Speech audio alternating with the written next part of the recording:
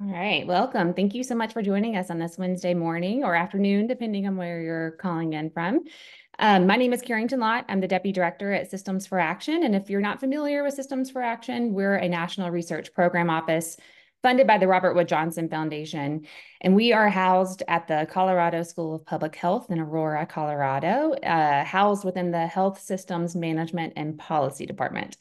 One of our main activities at Systems for Action is releasing annual funding opportunities for research teams to send us their ideas for innovative ideas of aligning systems. And when we say systems, we're specifically talking about the public health, the medical, and social service systems. So this team that you're going to be hearing from today is housed at SIREN at the University of California, San Francisco.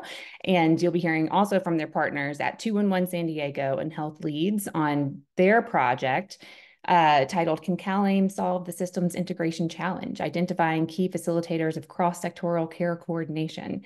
This team, I believe, is in their second year of their 3-year funding project. So this is their second time presenting in the Research and Progress webinar series, which is our ongoing series where we invite our Systems for Action researchers to come and present some real-time findings and results and updates on their project as it unfolds. So this is the second time they're presenting, so you're going to be hearing some midway updates in their project, and I'm sure they have some really exciting things to share. Caroline, can we go to the next slide, and I'll go over a couple of housekeeping items before. Thank you so much. So this is our agenda today. We're in the welcome, and I'm going to speak for just another minute or two, and I'll hand it over to the team so that you can hear about their research project, which is why you came today. And then we'll have a couple of minutes after the research presentation for some commentary from Karis Ground from 211 San Diego. She's going to be speaking to the importance of this project and the impact it has for the community.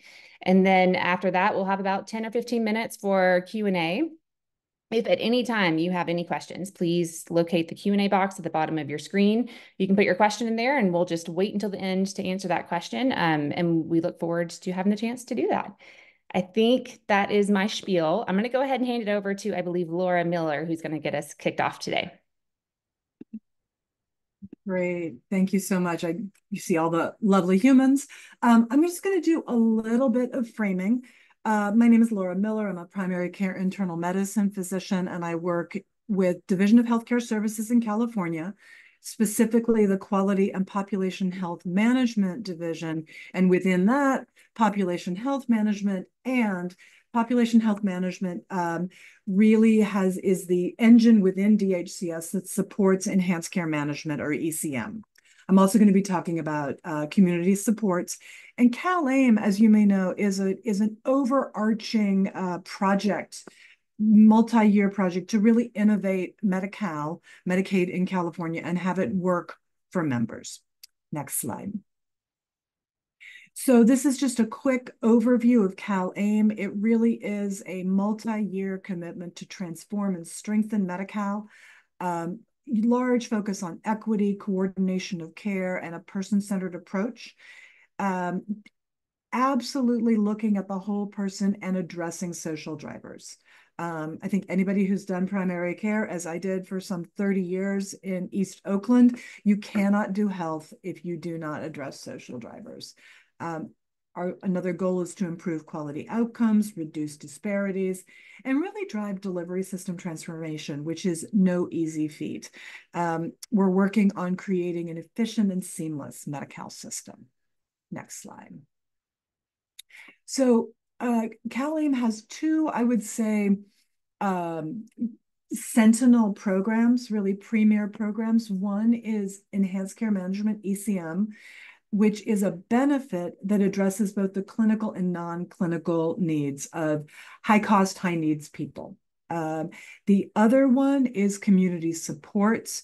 It is not a benefit, it is not required, but health plans are strongly encouraged to provide these supports, which were called in lieu of services, essentially supports like medically tailored meals, respite care, housing supports that serve to really support a person in their journey. Next slide. So this, as you all know, this is the context for ECM and community supports. Over half of Medi-Cal spending is attributable to 5% of the enrollees. The Medi-Cal enrollees have complex health conditions, and we are asking really our most vulnerable members to navigate multiple fractured systems that don't talk to each other. So ECM, Enhanced Care Management, was really designed to address those challenges. Next slide. There's a history here, and actually I have lived experience having worked in Alameda County in California on both of these programs. I won't read the slide, but parts of California had about like a 5-year glide path with these prior programs, whole person care and health homes, to really develop that muscle of health plans and community-based organizations working together for this much more integrated whole person care with focus on the social drivers. Next slide. So ECM, a little bit more on this. It really is a comprehensive benefit for our folks with the highest needs. And you can think of a pyramid with ECM at the top. It coordinates all care for eligible members across physical, behavioral, and dental health delivery systems. It's high touch. It's primarily in person. Now, granted, COVID has affected that, but the DNA of ECM is really about in-person, trusting relationships. And it's part of a continuum, with ECM being the most intense, then complex care management, and then basic population health management, which is really what I think of as healthcare maintenance. Really making sure that everyone, all Medi-Cal members, have access to primary care. Next slide. This is a timeline. Again, I won't read it, but we had a phased rollout starting in January of 22 for ECM. And again, the whole person care and health homes precursors are from prior. And we rolled it out based on multiple populations of focus. So the first 3 that you see here are really the populations of focus from the precursor programs: adults at risk of avoidable utilization, adults experiencing homelessness, and then adults with serious mental health or substance use disorder. And then we rolled out to other populations of focus, including January of 23, older adults, especially those in the community at risk of long-term care. Next slide. And then in July of 23, we launched to all counties for children and youth. And then just recently, it feels like a minute ago, January of 24, we released for our justice-involved population and birth equity. This bubble up at the top is about our data. We've really tried to do a comprehensive job on data and making it transparent and publicly available. And we now have quarterly updates on our data, really looking at utilization. This is just a quick clip that should be a live link that is our public data. And there are many ways of slicing and dicing, but this is essentially just a cumulative over time members who have received ECM. So definitely a growing presence, and we are looking forward to more. Next slide. Great. My name. I'm certainly happy for any questions to come. And I hope that's an appropriate framing for the really beautiful work that Dr. Rastogi has done. He's presented to our group. We've been really impressed, and hopefully I've given you a broad context, and you will be delighted to hear from Dr. Rastogi. Thank you. Great. Thank you so much, Dr. Miller, for that great framing and introduction. I am Caroline Fichtenberg. I am the PI for this project. I'm going to really quickly go back a few slides, apologies for this, and just highlight kind of our entire project team, just to give you a little bit of framing. So I'm at SIREN at UCSF. I want to acknowledge that all of this work rests on the shoulders of all of the folks in this image. You'll be hearing today from me, as well as Dr. Rastogi. And then also from Karis Grounds, from our partner at 211 San Diego. And I will now go back, and I want to highlight that the work that I am presenting is actually work that was done by Abby Ahrens, who is a National Clinical Scholars Fellow and a physician, and unfortunately could not present today. So we've already gone through background on CalAIM, and we've talked about the two key features, the enhanced care management and the community supports. As a reminder, the community supports are non-medical services that are available. The plans in California, Medicaid managed care plans, can decide whether or not to offer them. And that's really new, as many of you may know, that Medicaid in a few states is able to, or it's available to all states, but only a few states have taken it up so far, to have Medicaid dollars be going to non-medical services. It's a big deal, and it's a really big opportunity for better integration of social services into healthcare, into the healthcare landscape. I think Dr. Miller highlighted this, so this was based on previous pilots. I think one of the key things about both ECM and community supports that relates to this questions of integration is that these services are meant to be provided by community-based providers. And that is an intentional effort by the state to really have these services delivered in communities, make them highly accessible to Medi-Cal members, ensure that they're culturally competent, culturally specific, et cetera. And this is a little bit of information to show kind of the reach of these services so far. So this shows the number of individuals that have received services from October 2022 to September 2023, which is the most recent data available from the state. And it shows really that those three first populations, adults, individuals experiencing homelessness, individuals at risk for avoidable hospitalization or deutilization, and individuals with serious mental health or substance use disorder needs are really the main ones that have been getting the services so far. They were the three the three that the program started with in that timeline that Dr. Miller showed. So it's not a surprise that we're seeing that. And then in terms of the community supports that we're seeing being used most so far, the one that has most been delivered so far are the medically tailored meals or medically supportive food, followed then by housing transition navigation services. So these are services to enable people to transition from being unhoused to being housed in some kind of a more stable situation, and then housing tenancy and sustaining services. And these are services that help support individuals, for example, in permanent supportive housing environments where they still may need some ongoing help to stay housed. So those are kind of the three community supports that we're seeing the most so far with CalAIM implementation. So I wanted to share those numbers so you have a sense of what kind of service, what kind of populations are being helped and what kind of services are being delivered at this point.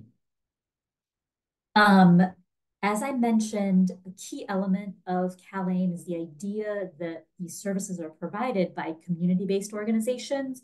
So for both ECM and community supports. And these are a whole variety of different kinds of organizations. So homeless service providers, supportive housing providers, recuperative care providers, all of these kinds of providers that are non-traditional Medicaid providers. These are not organizations that have had a history of working with Medicaid managed care plans or having to jump through the hoops to be able to get reimbursed by Medicaid. And so a key to CalAIM's success is this idea that there can be, increased through this, there would be increased coordination between health and social service organizations, which throughout this presentation, I'm going to shortcut to SSOs, including through cross-sector contracting, data exchange, et cetera.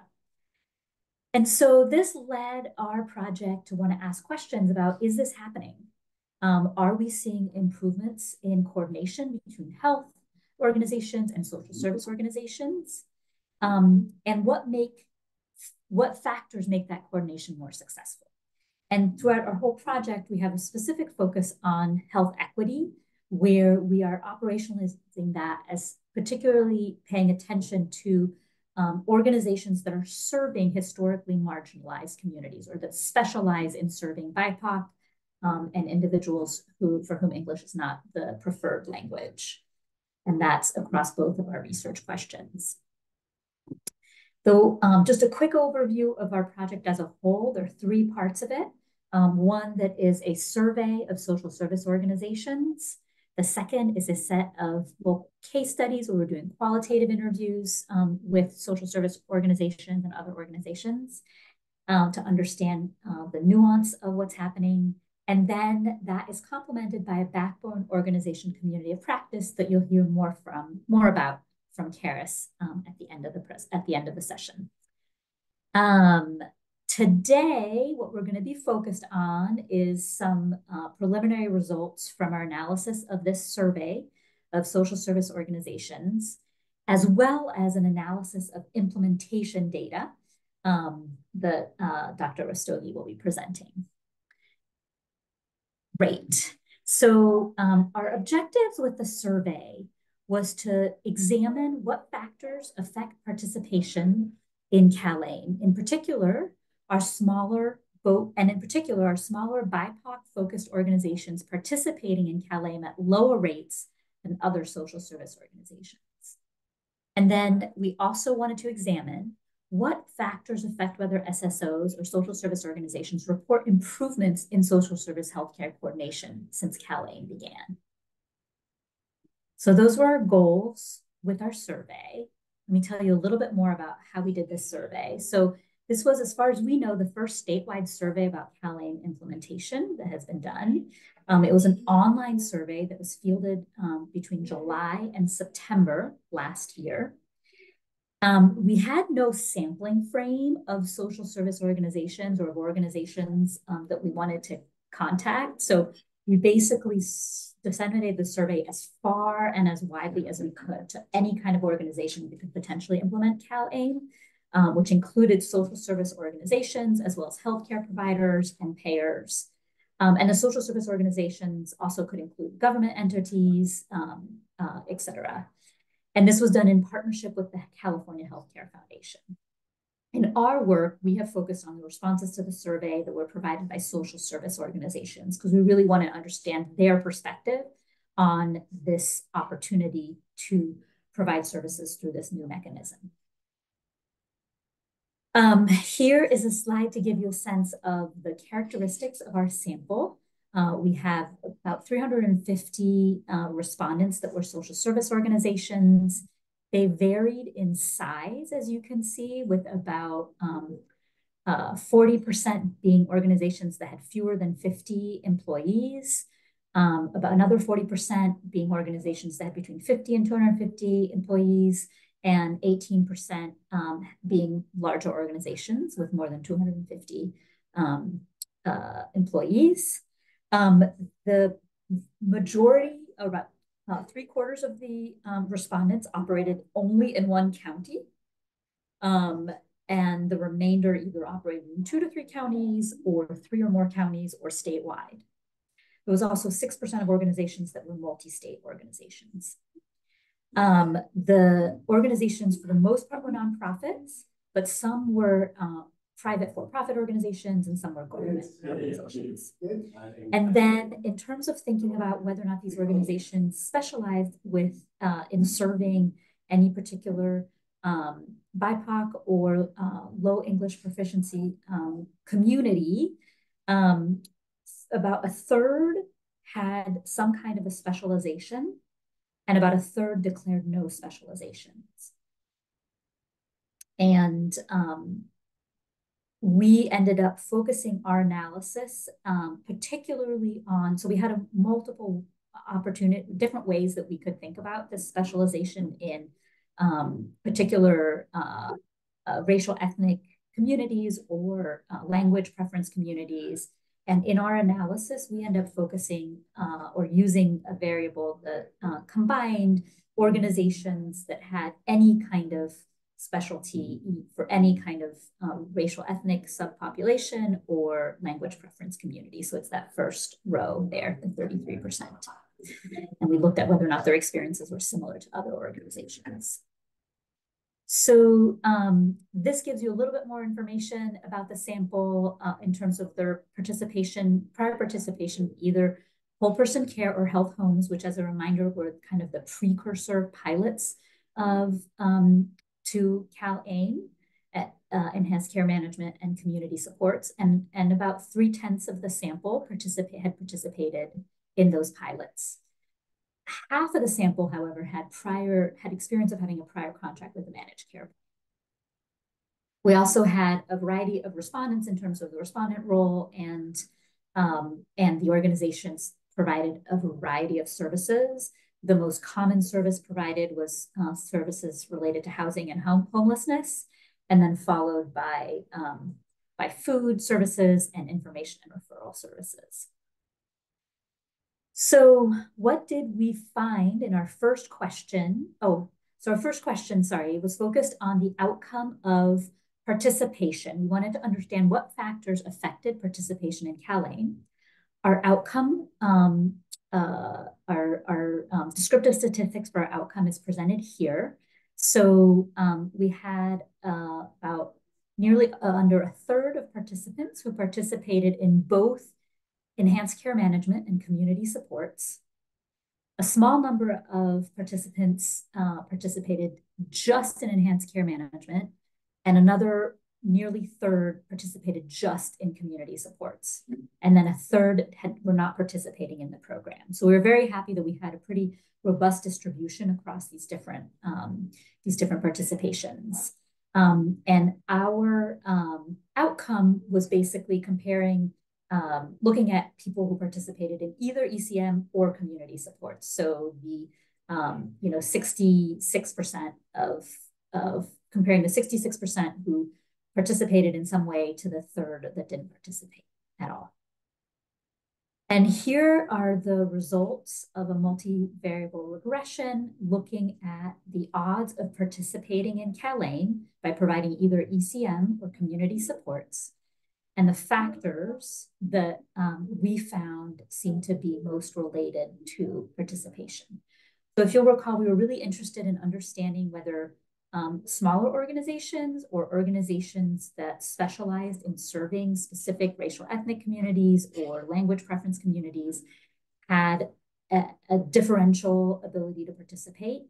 In our survey, we found that that was not the case. So smaller organizations and organizations with those specializations were not more or less likely to participate. However, we did find that organizations that operate in just one county were less likely to participate than organizations that operated in more than one county. The other thing that we found is that prior participation in either whole person care or health homes pilot also had a strong impact on whether or not organizations were participating in CalAIM, as well as whether or not an organization had a prior contract with a managed care plan. Also there, we saw an odds ratio of 2.9. And this was a multivariable logistic regression controlling for the services that were offered and whether organizations were nonprofit versus government or for-profit status. So looking at the conclusions to our first question about what factors affected participation in CalAIM among social service organizations and whether or not smaller and BIPOC or low English proficiency organizations were less likely to participate, we did not find that size or that specialization in BIPOC or low English proficiency communities was associated with participation. We did find that organizations that were only operating in one county were less likely to participate, which is likely somewhat related to size, but clearly not enough for that to show up in as a factor on its own in the analysis. And then the other two factors that seem to matter a lot were participation in the pilots and prior experience contracting with managed care plans, both of which make a lot of sense. As Dr. Miller mentioned, the pilots help people build the muscle of how to do this and gave them a kind of an edge over other organizations, as well as other organizations that have already contracted with managed care plans, obviously would also have a little bit of an advantage in terms of being able to do this again through the CalAIM process. So we were somewhat surprised not to see the impact of the size of the organization because there had been other evidence suggesting that it really was these larger organizations that were being successful in participating. And we're not quite sure how much of that is due to just our sample or actually accurately reflects what is happening, a limitation of this study. The second thing that we looked at was what factors affect whether social service organizations report improvements in coordination since CalAIM began. So this table shows the percent of social service organization respondents who reported that the things on the left-hand side there got either much better or somewhat better after CalAIM as a result of CalAIM.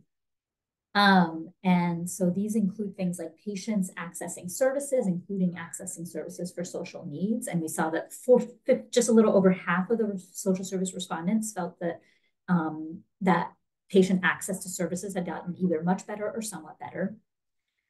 A little over half of the participants also thought the coordination of services for patients had gotten either much better or somewhat better.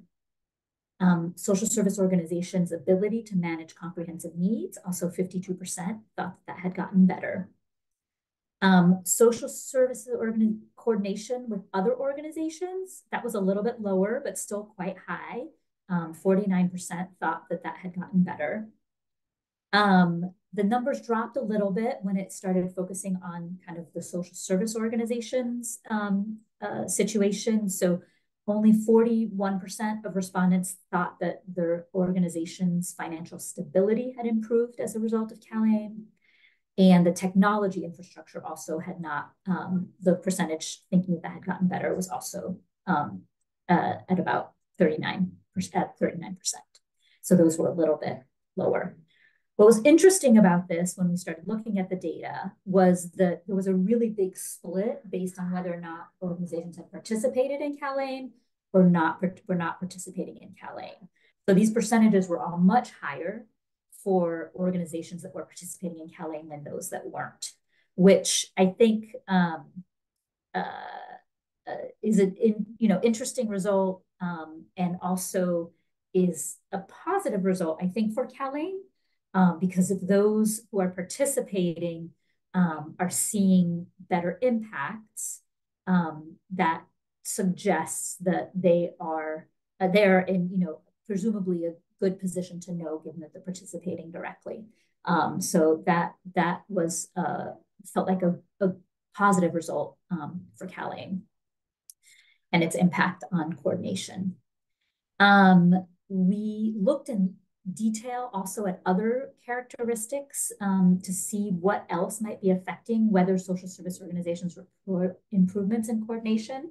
So we looked at whether being a nonprofit versus a for-profit or governmental entity was associated with feeling like things were getting better. And we saw that, in fact, nonprofit organizations had lower odds of thinking that things were getting better for most of the categories here. These numbers represent the odds ratios of thinking that the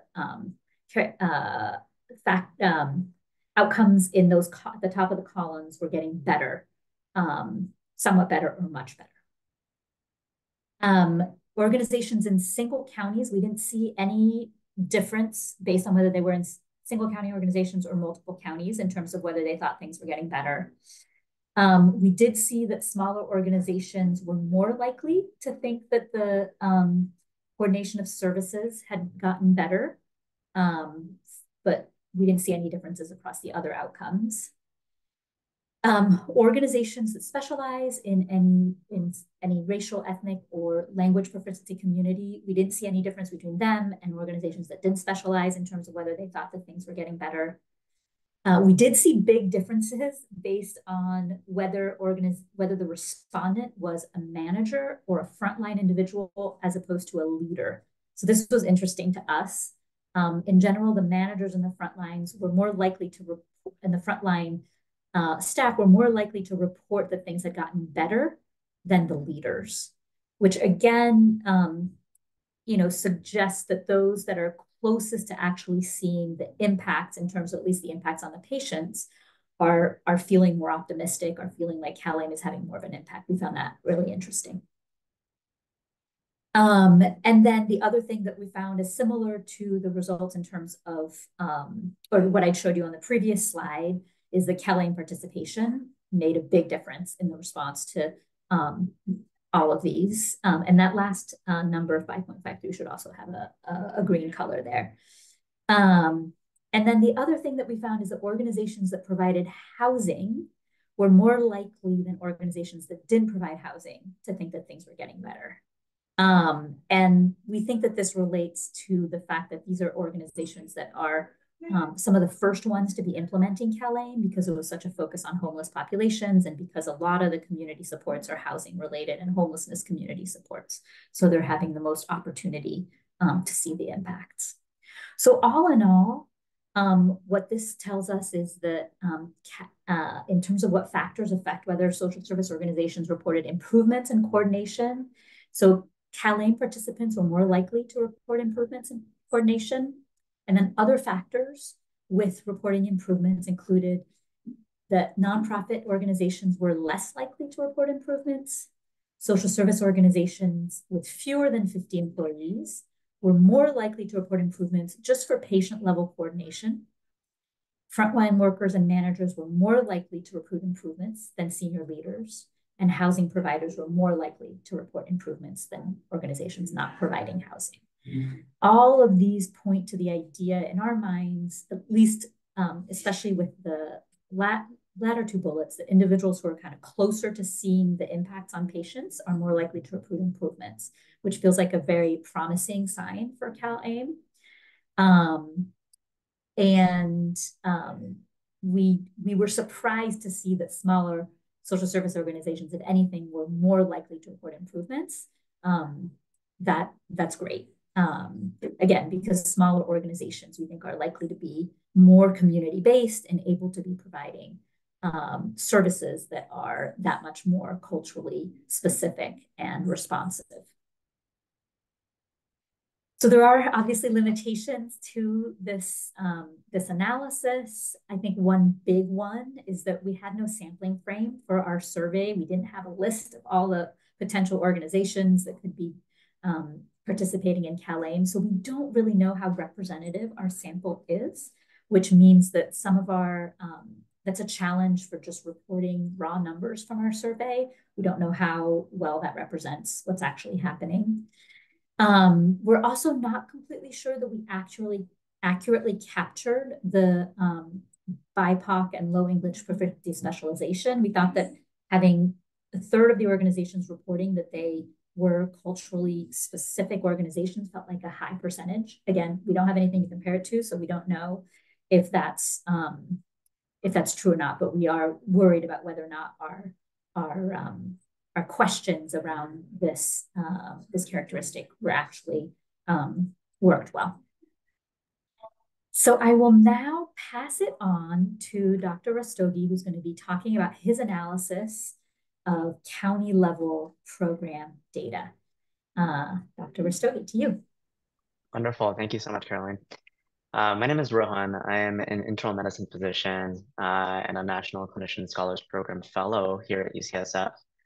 And I'm very pleased to be able to share some results with you that our team at SIREN has been working on regarding the analysis of which county level factors cause variability in the two programs that we've been mentioning before for CalAIM Enhanced Care Management and Community Supports. Next slide.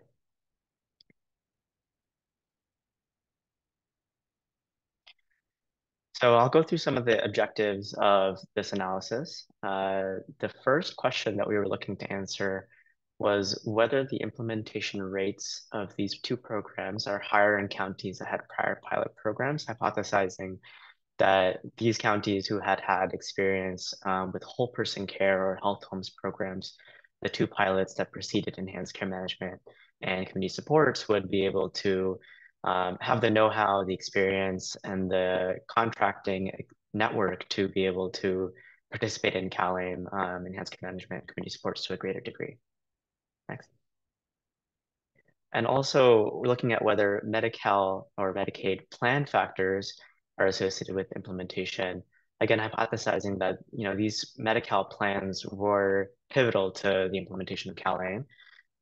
They contract directly with the community-based organizations, the providers of CalAIM, to get the services implemented and then provide the funding for that from the state. And lastly, we included a question about whether county demographic characteristics are associated with implementation. And here we were wondering whether counties potentially with higher need, so counties that might have higher rates of poverty, higher rates of historically marginalized communities, looking at BIPOC percent in that community, in that county, or counties that are larger or smaller, would that affect the amount of implementation of these two programs in CalAIM? Next slide. And so some of the methods for analysis, I'll just first walk you through the data sources that we were able to use for this analysis.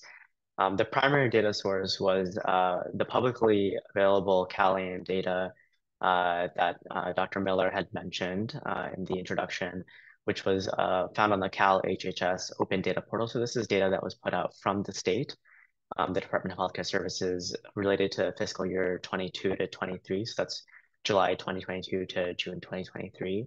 And from that data set, we obtained all of our county level characteristics related to the two plans, the two programs that we were analyzing. So looking at the number of Medi-Cal or Medicaid members who received services for both enhanced care management and community supports, that the label of which counties had participated in a pilot before, the types of plans that were involved in CalAIM, and then the number of plans per county that were involved.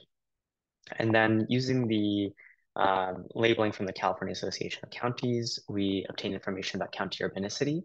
And then using the American Community Survey data from 2021, we obtained information about the county's demographics, such as the population, the race, ethnicity, and the poverty rate.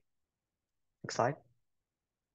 So looking at what two outcomes we were analyzing in this analysis, the first one is called the enhanced care management penetration rate. And this is the outcome that actually the state was interested in and had included in some of their analyses. We use the same one for our analysis, and that's calculated as the number of members who received enhanced care management over the number of total Medi-Cal members, and this is a county level penetration rate.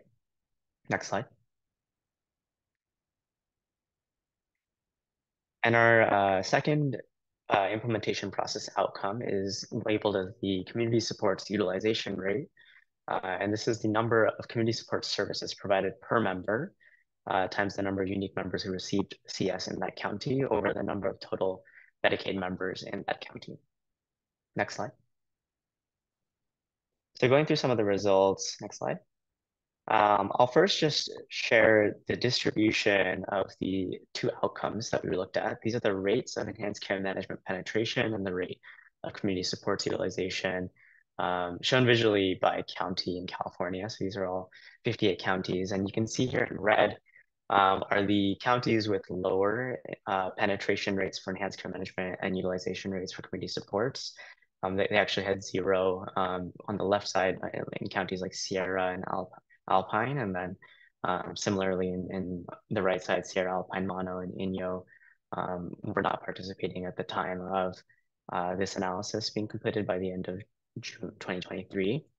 And it goes up to 263 members receiving ECM per 10,000 Medicaid managed care members in Contra Costa on the left side for enhanced care management, and in orange up to 424 services provided per 10,000 Medicare managed care plan members. And you can see just in general, there's a significant variation across the state by county in terms of the penetration and legalization, with counties in the north and in the east part of the state having generally higher rates of participation in CalAIM. That's right, those counties having lower rates of participation as seen in the red. Next slide. So this is a slide that's representing our bivariate analysis of factors that are associated with enhanced care management penetration at the county level. So the way to read this slide is that looking at this line in the middle, any dot that's to the right of that line indicates that the factor on the left side is associated with a higher enhanced care management penetration rate by a X-fold increase, as indicated by the number. So the factors that when looking at a bivariate relationship between that factor and the penetration rate or outcome that were associated with a higher penetration rate, that was a statistically significant higher penetration rate with population, BIPOC percent, pilot participation, the presence of multiple plans, and then urbanicity. And on the contrary, median age was associated with a significantly lower enhanced care management penetration rate at the bivariate level. Next slide.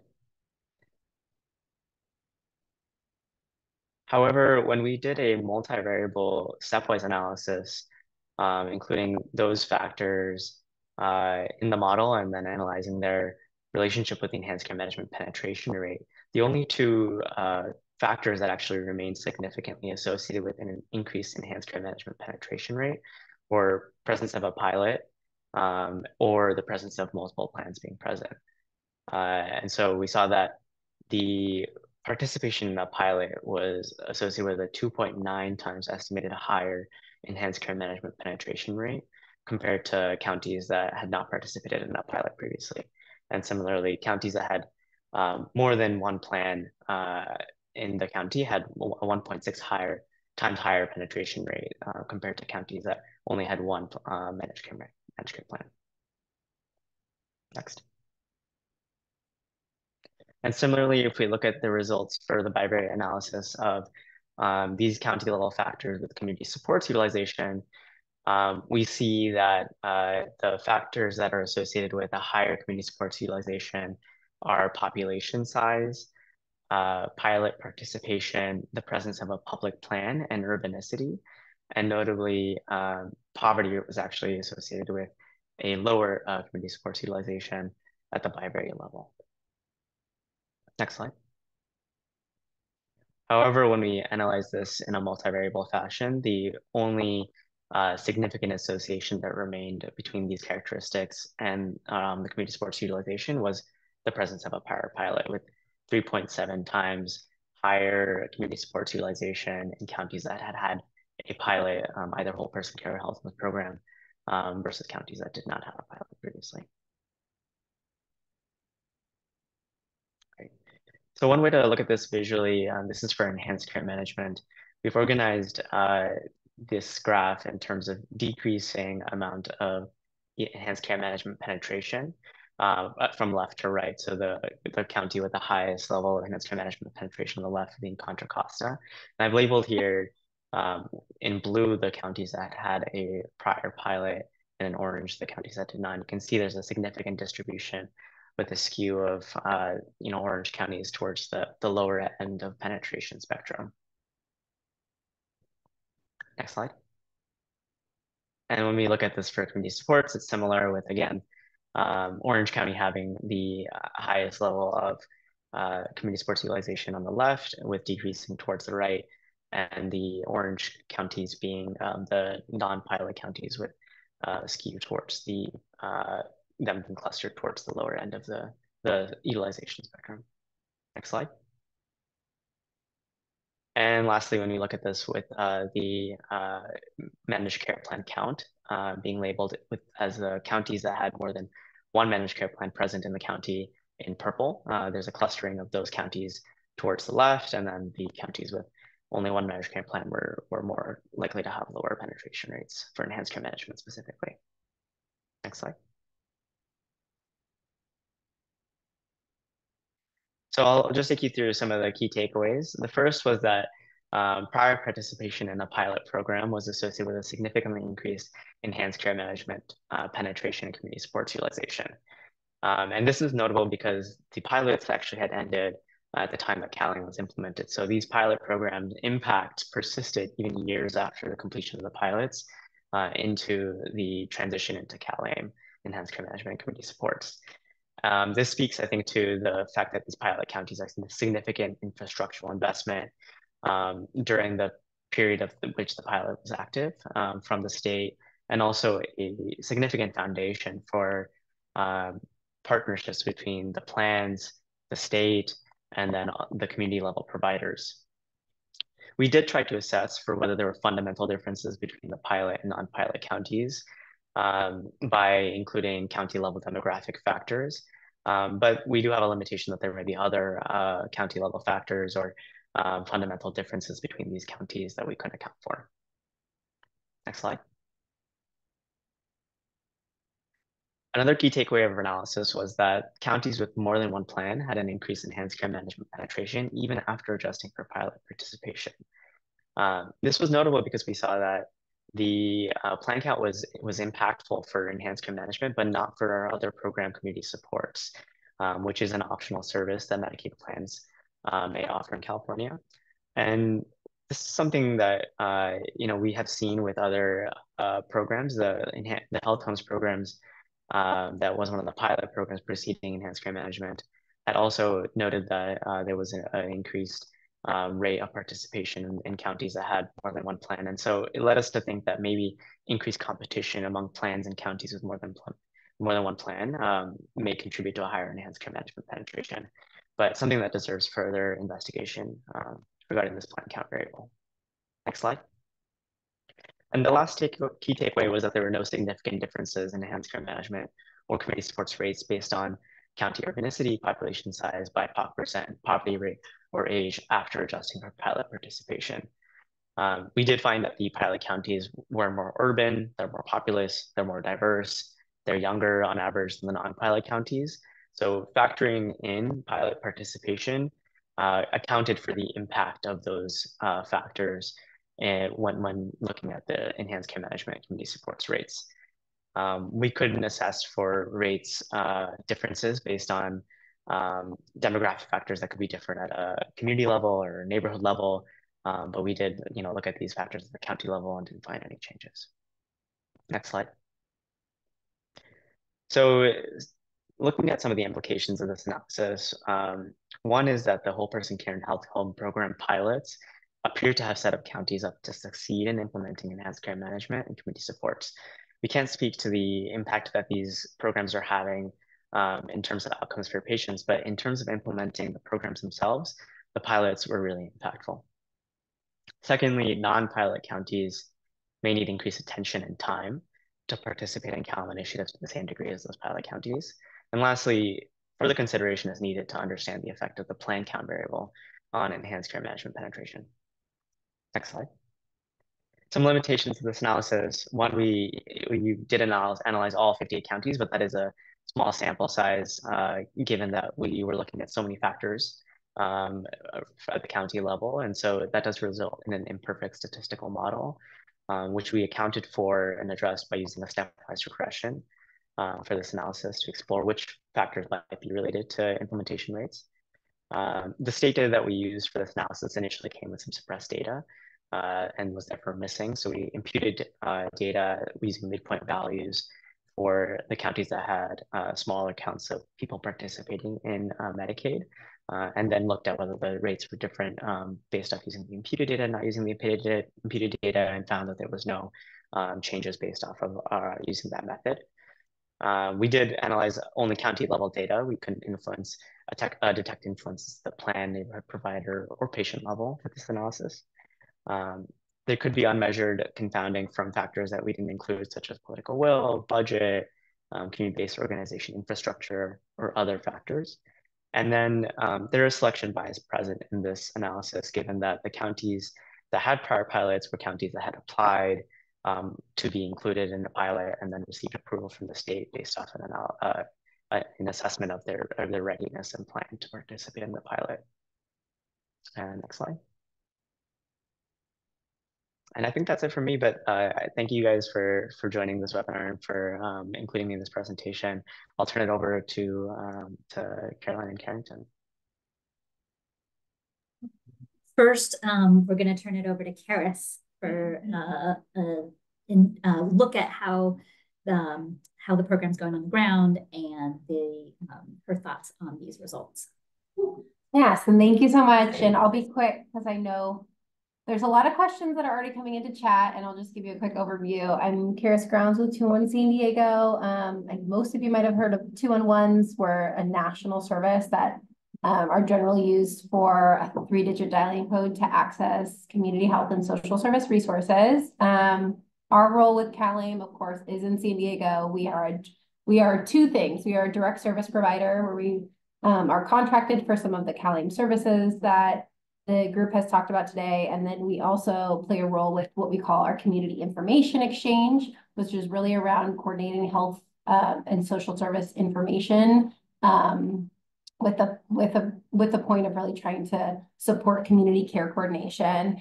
And so how that really aligns with this project is we support other organizations across the country that are building similar like models in their own community. And so through this initiative with UCSF, we've been able to create what we call a CalAIM community of practice. Interesting enough, like when you compare other states that are doing Medicaid transformation, there is like infrastructure dollars that are supporting more of like the coordination of these services. And I think some of the results that Caroline and Rohan showed today is like there's a need for, like when you look at North Carolina or we look at New York, there's more of these like coordination hubs that are supporting a lot of that contracting with services. And due to that, sometimes these programs become more programmatic versus like full infrastructure changes. And what we're really trying to do with that community practice is help support other communities think about like what are the infrastructure needs around data sharing or care coordination or support or outreach within the community that these kind of backbone like support organizations can play, and what role is that? What role can they play within their own communities? And so we've been hosting a community of practice with a bunch of different counties across the state of California, really thinking about that work. And just I'll give you a few reactions just from the data.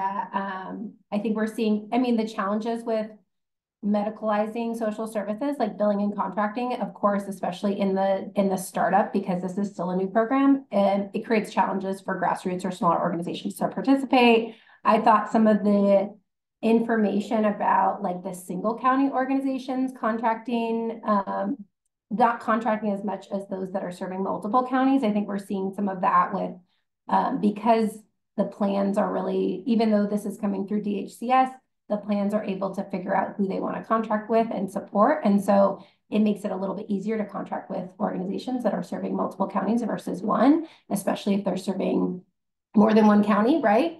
And then I think the whole person wellness, being a county that has whole person wellness, I think those lessons learned, best practices, all of those things really make an impact on how communities have already been collaborating and communicating together. And so being a county that had that before, you can see Southern California specifically, that's really showing some of those penetration rates that are higher. Sounds like could be due to that. So those are just some reactions from on the ground. But I see a bunch of questions and I know people want to pop into the data too. So I'll give it back over. Thank you so much, Karis. And thank you so much to everyone else who came together. It's lovely to hear some updates on the research project from so many different partners and perspectives that are involved in the research itself. Okay, so we are at the Q&A session. I think, is there a Q&A slide after this?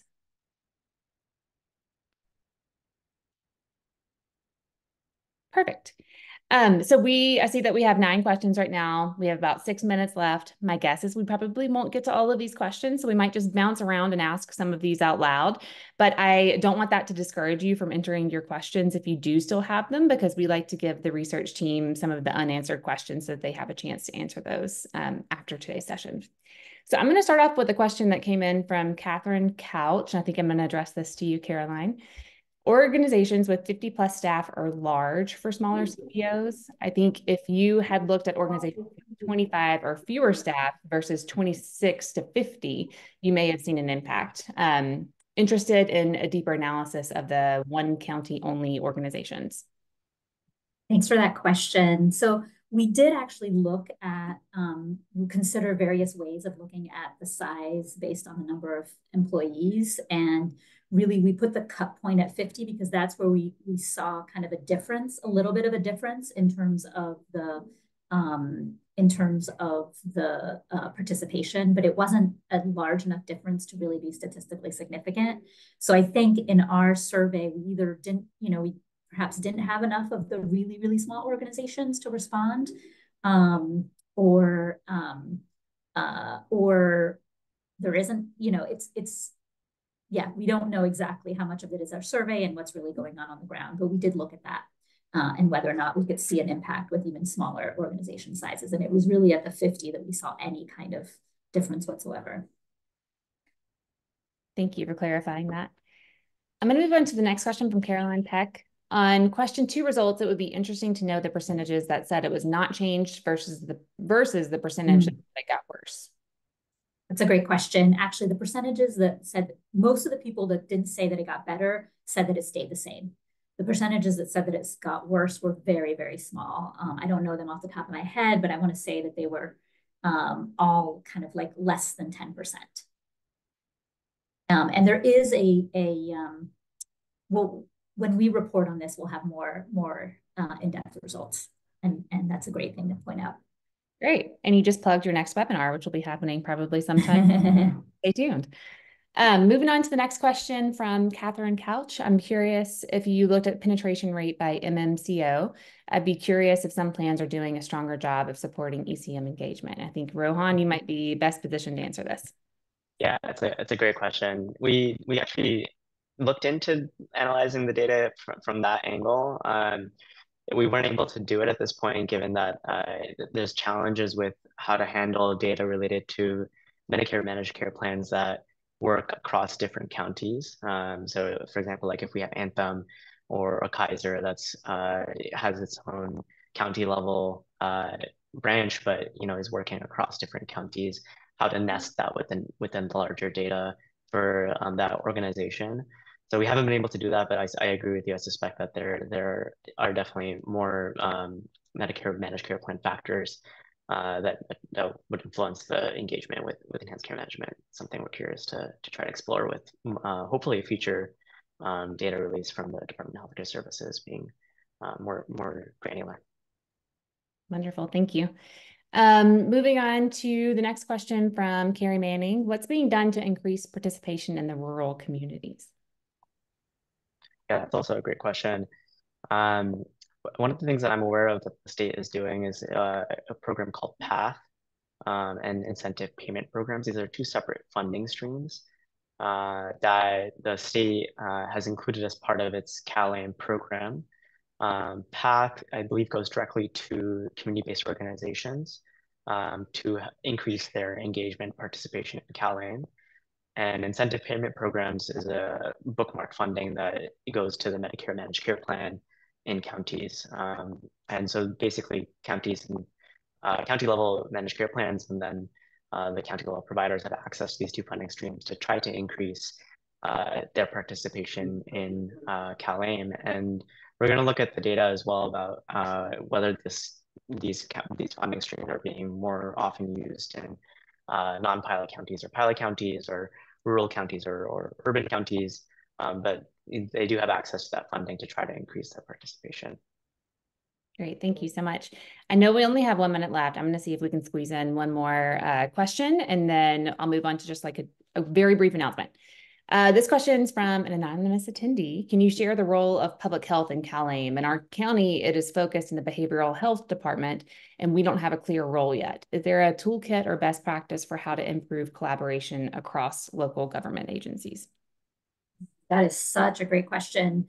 I agree that for the most part, I think most of the involvement of county governments is around behavioral health in CalAIM because it is focused on, because that's one of the main populations of focus. I do think though, for example, in LA, there's I do think that the health departments have an important role to play, particularly around facilitating the coordination. I just don't think that anybody has particularly tapped them to do that yet. There hasn't been a role specifically from the state. And so that's I think an opportunity for public health departments. I don't know of any toolkit. Karis, do you have anything else to add from your San Diego experience? I don't think so. Thank you. Okay, great. We are at the top of the hour here, so I think I'm going to go ahead and close us out. But I do want to thank the research team for coming and presenting on their work. Such a wonderful job, and it's lovely to hear all of these updates. Thank you to everyone for attending. We will be emailing out a link to the recording as well as a PDF to the slides, and we'll also share the unanswered questions that we didn't have time for with the research team so that we can perhaps answer those in our follow-up communication. But for now, we'll say goodbye. I appreciate everyone joining us today, and I hope everyone has a lovely rest of their Wednesday.